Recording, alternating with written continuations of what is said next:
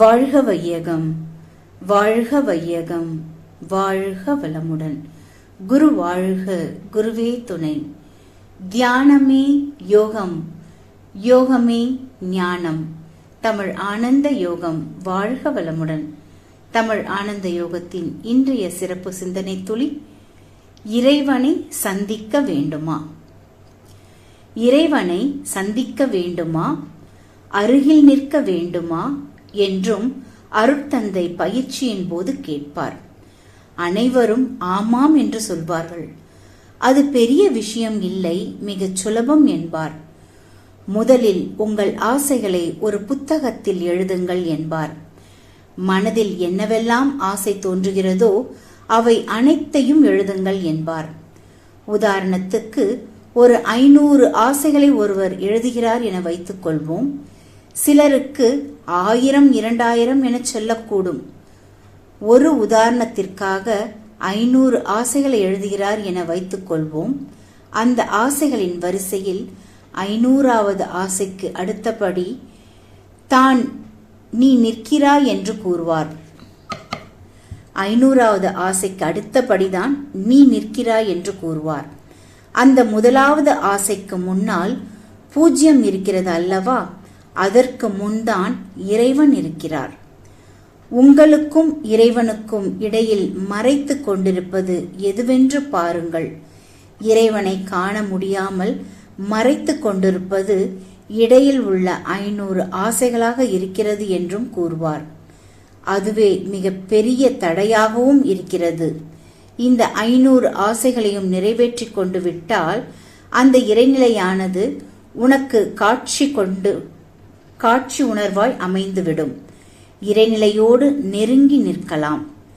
அந்த தடையை நீக்க வேண்டும். உதாரணத்திற்காக எடுத்துக்கொள்ளப்பட்ட அந்த 500 ஆசைகளை நீக்காமல் இறைவனை நெருங்க முடியாது. அந்த தடையாக உள்ள அல்லது மறைக்கக்கூடியதாக உள்ள ஆசைகளை எல்லாம் ஒருவர் நிறைவேற்றுவது அத்தனை எளிதல்ல. நிறைவேறாத ஆசைகளை விலக்கி விடுவதுதான் சரியான தீர்வாக இருக்கும். நாம் வைத்துக் கொண்டிருக்கும் நிறைவேறாத ஆசைகள் என்பது எதிர்பார்த்தல் என்பதன் அடிப்படையில் இருக்கிறது.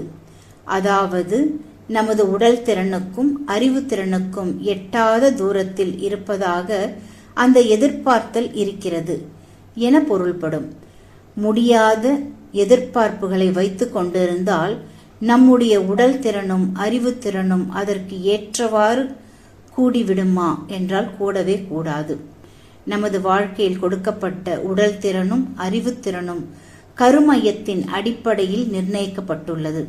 அதனை ஓரளவுக்கு உயர்த்தி கொள்ள முடியுமே தவிர அதை நமது எதிர்பார்ப்புகளை எல்லாம் நிறைவேற்றி கொள்ளும் அளவிற்கு அபரிமிதமாக உயர்த்தி கொள்ளவே முடியவே முடியாது. நம்மிடம் இருப்பதை கடும் முயற்சியால் ஓரளவிற்கு கூட்டிக் கொள்ள முடியும், அவ்வளவுதான். இறைஞான ஆசிரியர் நன்மணி ஐயா அவர்களுக்கு நன்றிகள். வாழ்க வளமுடன் ஐயா.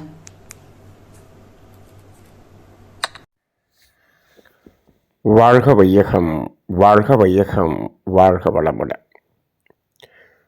இன்றைய சிந்தனை துளிகள் வாசித்த ரிஷிபாபா அம்மா அவர்களுக்கு நன்றி. தியானமே யோகம், யோகமே ஞானம். தமிழ் ஆனந்த யோகம். வாழ்க வளமுடன். இன்றைய சிந்தனை தலைப்பு, இறைவனை சந்திக்க வேண்டுமா என்ற ஒரு கேள்வியோடு கூடிய ஒரு சிந்தனை. இறைவனை சந்திக்க வேண்டுமா? எதற்காக இறைவனை சந்திக்க வேண்டும் என்று இன்றைய சமுதாய மக்களிடம் கேட்டால், இறைவனிடம் எனக்கு வேண்டியதையெல்லாம் கேட்டு பெறுவதற்காக இறைவனை சந்திக்க வேண்டும் என்று சொல்லுவார்கள். எந்த சனத்தில் நீங்கள் இறைவனை சந்திக்கின்றீர்களோ அந்த சனத்தில் எதையும் கேட்க வேண்டும் என்றே உங்களுக்கு தோன்றாது. அதுதான் உண்மை. சரி, இன்னொரு நடைமுறை சாத்தியமாக அதை சிந்திக்க வேண்டும் என்று சொன்னால், எப்பொழுது எதையும் வேண்டாம், எதுவும் வேண்டாம் என்ற ஒரு நிலை மனதில் வருகிறதோ அந்த இடத்தில்தான் நாம் இறைவனை சந்திக்க முடியும். அப்போ நீங்கள் எதையும் கேட்க வேண்டியதில்லை என்ற ஒரு நிலை வரும்பொழுது இறைவனை சந்திக்க முடியும் என்று சொல்கிறோம். அப்படி இல்லை என்று சொன்னால் இறைவனை நீங்கள் சந்திக்கக்கூடிய இடத்தில் நின்று இருக்கிறீர்கள் என்று சொன்னால் அங்கு நீங்கள் எதையும் கேட்க மாட்டீர்கள். இதுதான் இந்த தத்துவத்துக்குள்ளாக ஒளிந்திருக்கக்கூடிய ஒரு சிந்தனை. சரி, அப்போ இதற்கு மகரிஷி அவர்கள் கொடுத்த உதாரணத்தை இன்றைய சிந்தனையில் கொடுத்தார்கள். இது ஆசை சீரமைப்பு என்ற தற்சோதனை பயிற்சியில் வரக்கூடிய ஒரு இடம். அப்போ நமக்கும் இறைவனுக்கும் எவ்வளவு தூரம் என்று மகரிஷி அவர்கள் சொல்லுவார்கள். நம் மனதில் இருக்கக்கூடிய ஆசைகள் அனைத்தும் தான் நமக்கும் இறைவனுக்கும் இருக்கக்கூடிய தூரம் என்று சொல்லுவார்கள். சரி, இந்த ஆசைகள் எல்லாம் எங்கு இருக்கிறது? மனதில் இருக்கிறது என்று சொல்கிறோம். மனதிலா இருக்கிறது? மனதின் மூலமாக அதை நாம் இந்த ஆசைகளை எல்லாம் எண்ணி அதை பதிவு செய்து வைத்திருக்கிறோம். எங்கு? கருமையத்தில் பதிவு செய்து வைத்திருக்கிறோம். அப்போ இது மனதில் இருக்கிறதா, கருமையத்தில் இருக்கிறதா? கருமையத்தில் இருப்பதைத்தான் மனம் எடுத்து காட்டுகிறது. என்னிடம் எவ்வளவு இருக்கிறது என்பதை மனதின் மூலமாக எடுத்து பார்க்க முடியும். அப்போ இந்த ஆசைகள் அனைத்தையும் தேக்கி வைக்கக்கூடிய இடமாக இந்த கருமையத்தை வைத்திருக்கிறோம்.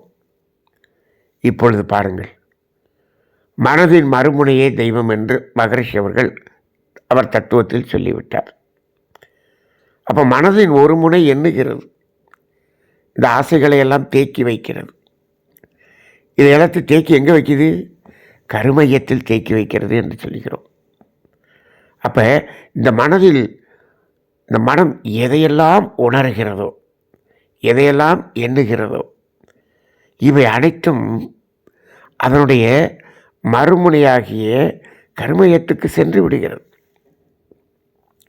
அந்த கருமையத்தில் என்ன இருக்கிறது? கருமையத்தில் மைய உயிர்த்துகள் இருக்கிறது. அந்த மைய உயிர்த்துகளுக்கு மையத்தில் என்ன இருக்கிறது?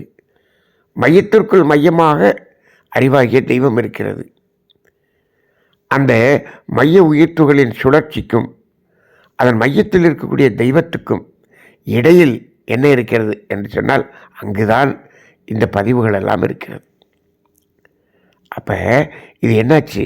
இப்போ மனம் இறைவனை உணர வேண்டும் என்று பயணிக்கிறது என்று வைத்துக்கொள்ளுங்கள். எங்கு போய் உணர முடியும்? இதை வெளியில் சென்று உணர முடியாது. இறைவனை சந்திக்க வேண்டுமா என்று கேட்கிறோமே, இதை புறத்தில் சந்திக்க இயலாது. இறைவனை எங்கு சந்திக்க முடியும்? நமக்குள்ளாகவே சந்திக்க முடியும். ஏனென்று சொன்னால் இறைவன் ஒவ்வொருவருக்குள்ளாகவும் அவரது கர்மயத்தின் மையத்திலே அறிவாகிய தெய்வமாக இருந்து கொண்டுதானே இருக்கிறான். அப்புறம் என்ன, சந்திக்க வேண்டியதானே? அப்போ புறத்தில் சந்திக்க வேண்டும் என்று சொன்னால்தான் கஷ்டம். இன்னைக்கு ஒரு முதல் மந்திரி, பிரதமர், அவரை சந்திக்க வேண்டும் என்று சொன்னால் அதற்கு இடையில அத்தனை பேரை கடந்து அப்படி போய் சந்திக்கணும். ஏன்னால் புறத்தில் இருக்கிறது. புறத்தில் இருக்கக்கூடிய எதை பெற வேண்டும் என்று சொன்னாலும் அது பல தடைகளை நீக்கி அப்புறம் தான் சந்திக்க முடியும், அதை பெற முடியும். ஆனால் அகத்தில் நமக்குள்ளாகவே நம்மிடமே இருக்கிற அந்த இறைவனை சந்திப்பதற்கு என்ன தடை? ஒன்றுமே இல்லை. என்னுள்ள இருக்கக்கூடிய இறைவனை நான் நினைத்த மாத்திரம் சந்திக்க முடியுமே. அப்போ முடியும். ஆனால் இப்போ என்ன, அதற்கு எங்கே தடை இருக்கிறது என்று சொன்னால் அதற்கான தடைதான் இந்த தேக்கி வைக்கப்பட்டிருக்கக்கூடிய ஆசைகள் என்று மகரிஷி சொல்கிறார். அப்போ மனம் இறைவனை சந்திக்க வேண்டும் என்று புறப்பட்டு விட்டது என்று வைத்துக்கொள்ளுங்கள். அதுதான் அகநோக்கு பயணம். இப்போது நாம் தியானம் என்று செய்கிறோமே, தியானம் என்ன, அந்த என்ன செய்கிறோம்? இறைவனை சந்திப்பதற்கான ஒரு பயணம்தான் தியானம். அதைத்தான் உள்நோக்கு பயணம் என்று சொல்லுகிறோம் அல்லவா? உள்ளே கடந்து செல், கடவுளை காணலாம், இப்படி தானே சொல்லியிருக்கிறார்கள். அப்போ அகநோக்கு பயணம் என்பதே இறைவனை காண்பதற்காகத்தான், அதற்காகத்தான் மனம் உள்ளே பயணிக்கிறது. அப்போ உள்ளே பயணிக்க அது என்ன ஆகிறது? மனதின் மறுமுனைக்கு செல்கிறது, அல்லது மனதின் மூலத்துக்கு செல்கிறது. உள்ளே செல்கிறது என்று சொன்னால் என்ன? மூலத்துக்கு செல்கிறது என்று அர்த்தம். புறத்தில் கூட அகம் நோக்கி செல்கிறோம் என்று சொன்னால் நம்ம வீட்டை நோக்கி போகிறோம் என்று அர்த்தம். அதானே? இப்போ வெளியில் போயிட்டோம், டூர் போயிட்டோம், மீண்டும் நம்ம வீட்டுக்கே வந்துடுறோம் இல்லையா? அப்போ அகம் நோக்கி வருகிறோம். இது புறத்தில் இருக்கக்கூடிய அகம், அதுதான் நமது வீடு. இங்கு அகத்துக்குள்ளாக இருக்கக்கூடிய அகம் எது? மனதின் மூலம். மனதின் மூலம் என்பது எது மனமாக இருக்கிறது? உயிரின் படர்க்கை நிலையே மனம். இது நமக்கு தெரியும். அப்போ அகநோக்கி அது பயணிக்கிறது என்று சொன்னால் உயிரை நோக்கி பயணிக்கிறது, அதுதானே? அப்போ மனதின் மறுமுனை என்ன? மகரிஷி அவர்கள் சொல்லிவிட்டார்கள், மனதின் மறுமுனையே தெய்வம் என்று சொல்லிவிட்டார்கள். இப்போ மனதின் மறுமுனை என்ன? மனதின் மறுமுனை உயிர் துகள். அப்போ அந்த உயிர் துகள் அங்கு செல்கிறோம்.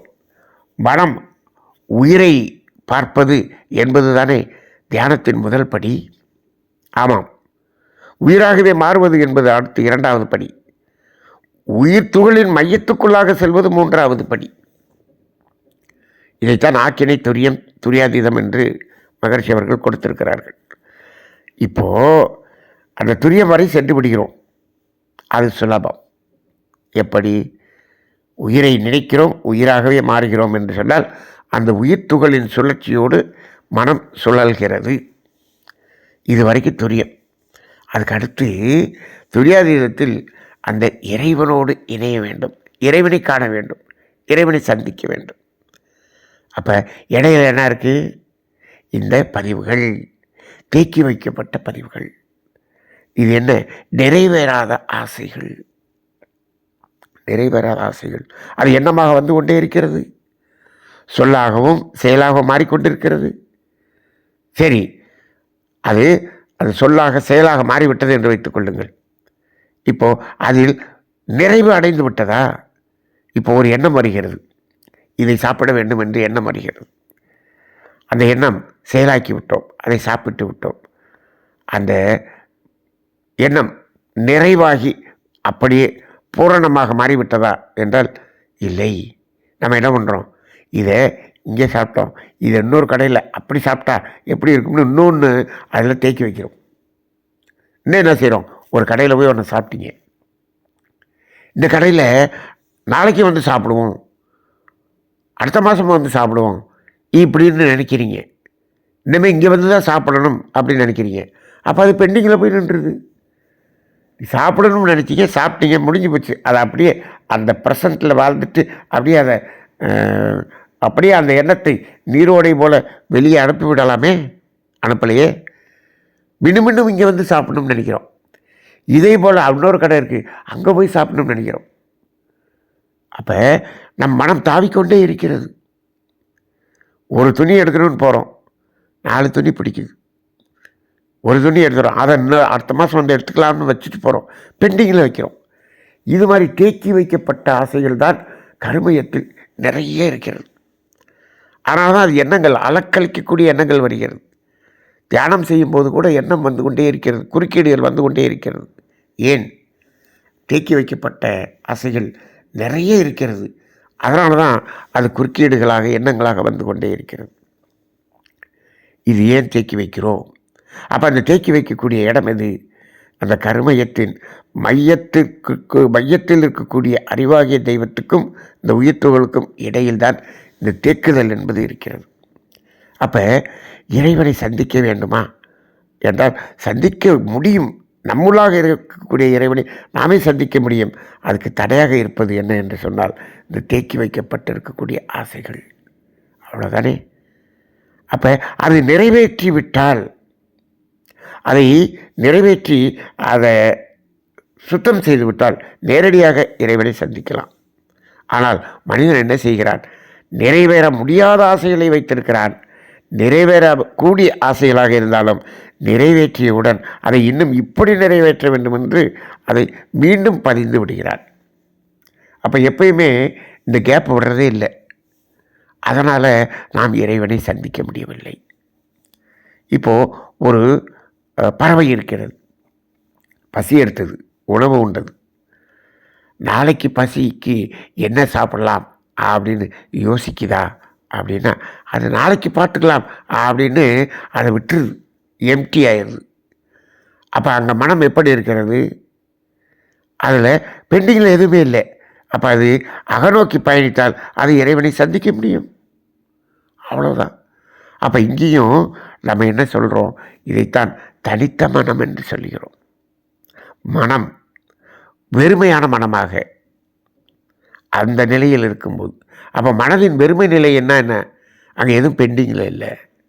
அப்போ இந்த பெண்டிங்கில் இல்லைன்னா, பெண்டிங்கில் இல்லாமல் இருக்கிறதுக்கு என்ன பண்ணணும் அப்படின்னு சொன்னால், எதிர்காலம் என்பதை விடுத்து நிகழ்காலத்தில் வாழ வேண்டும்.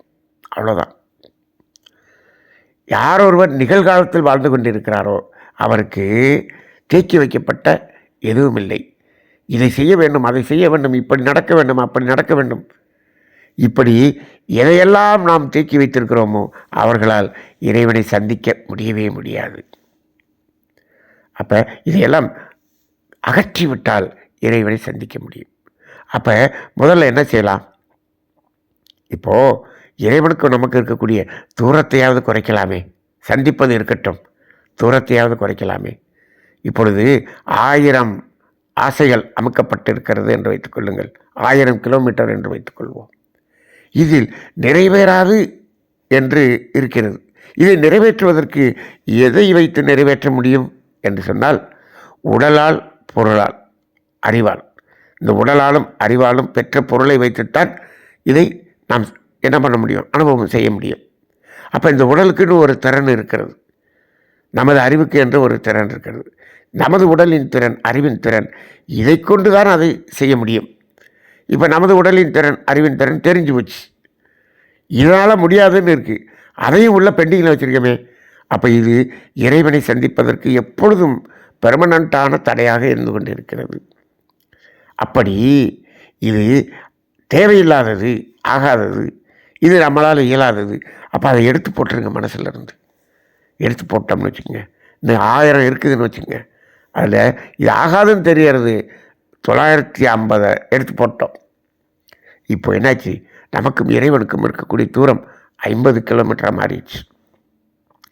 1000 கிலோமீட்டராக இருந்தது 50 கிலோமீட்டராக மாறிடுச்சு. அப்போ இந்த தூரத்தை குறைத்தாலே அந்த இறைவனுடைய அருளை நாம் பெற முடியும்.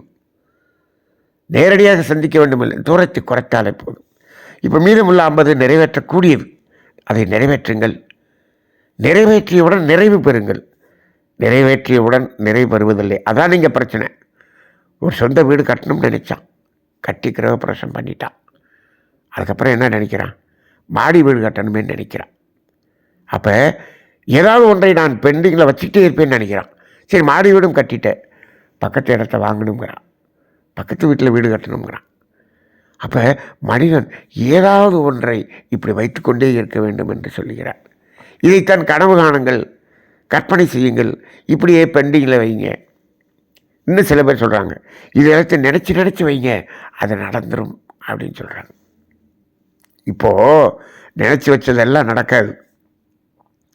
நினைச்சு வைக்கிறது உங்கள் உடலின் திறனுக்கும் அறிவின் திறனுக்கும் உட்பட்டதாக இருந்தால் இந்த பிரபஞ்சம் அதை நடத்துவதற்கான ஆற்றலை கொடுக்கும்.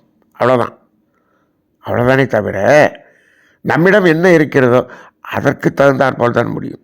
நம்மை மீறி நாம் எண்ணத்தை எண்ணி வைக்கிறோம்னு வச்சுக்கோங்க, இதுக்கு பிரபஞ்சம் அதை அதீத ஆற்றலை கொடுத்து அதை நிறைவேற்றி கொடுக்கும். இப்படியெல்லாம் நிறைய பேர் சொல்கிறாங்க.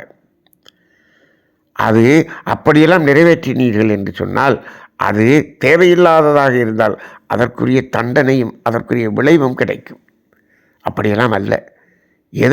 எது நமக்கு தேவை அப்போ இந்த இடத்தில்தான் தேவைகள் என்ற அடிப்படையில் இருக்கக்கூடியதை மட்டும் மனதில் வைத்திருந்தால் அந்த தேவைகளை நிறைவேற்றி கொள்ளலாம், முடிஞ்சு வச்சு. அப்போ நமக்கும் இறைவனுக்கும் இருக்கக்கூடிய இடைவெளியில் தடையில்லை, நேராக இறைவனை சந்திக்கலாம்.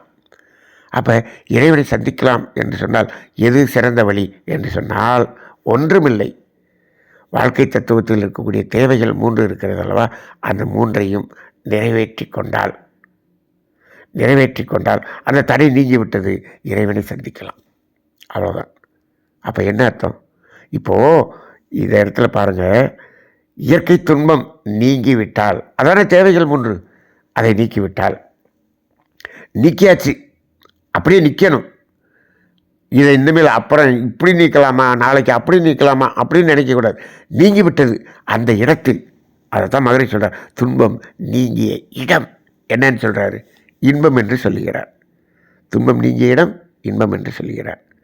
சரி, இன்பம் என்றால் என்ன என்று சொல்லுகிறார்? இன்ப ஊற்றாய் நிறைந்த இறைவா என்று சொல்லுகிறார். இன்ப ஊற்று என நிறைந்த இறைவா எனும் போதிலே, அப்போ இன்பம் என்பது, இன்ப ஊற்று என்பது இறைவன் என்று சொல்லுகிறார். அப்போ அந்த இடத்துல இப்போ நாம் அந்த இயற்கை துன்பத்தை போக்கி தேவை நிறைவு செய்து மனம் நிறைவு அடைந்து இருக்கக்கூடிய நிலையில் இன்பம் என்பதை உணர்கிறோமே, அந்த இன்பமாக இருப்பதே இறைவன் தான். அப்போ இறைவனை நீங்கள் சந்திக்கிறீர்கள் அல்லவா? ஆனால் நாம் சந்திப்பதில்லை. ஏன்? அது இறைவன் நம்ம கண்ணுக்கு முன்னாடி ஒரு சன நேரம் தெரிந்தாலும் என்ன பண்ணுகிறோம், அந்த தேவையை மீறி அனுபவிக்கிறோம், அவன் மறைந்து விடுகிறான். அப்போ ஒவ்வொரு முறையும் நாம் தேவையை நிறைவு செய்யும் போது இறைவனை சந்திக்கிறோம். ஆனால் அதை அப்படியே ஒரு மின்னல் மாதிரி அதை பார்த்துவிட்டு தாண்டி சென்று விடுகிறோம். ஆனால் இறைவனை நேரடியாக சந்தித்து கொண்டு இருக்கக்கூடிய நிலை இல்லை. ஆக இறைவனை சந்திக்கிறது அப்படின்னு சொன்னால் அந்த தேவை நிறைவேறிய இடம் அதில் எம்டியாக இருந்தோம்னா இறைவனை சந்திக்கலாம். இப்படித்தான் இறைவனை சந்திக்க முடியும். இது ஆசை சீரமைத்தல் என்ற தலைப்பில் வரக்கூடிய ஒரு சிறிய சிந்தனை, ஒரு அற்புதமான சிந்தனை. சிந்தித்து பாருங்கள். இறைவனை வெளியில் தேடாதீர்கள், கோவிலில் தேடாதீர்கள். ஆங்காங்கே இதற்காக அந்த ஊருக்கு போகிறேன், இந்த ஊருக்கு, எங்கே போய் தேடினாலும் இறைவனை சந்திக்க முடியாது. நமக்குள்ளாகவே இறைவன் இருக்கிறான். அதை சந்திப்பதற்கான தடையை நீக்குங்கள். நீக்கினால் இறைவனை சந்திக்கலாம், இறைவனாகவே மாறலாம். வாழ்க வளமுடன்.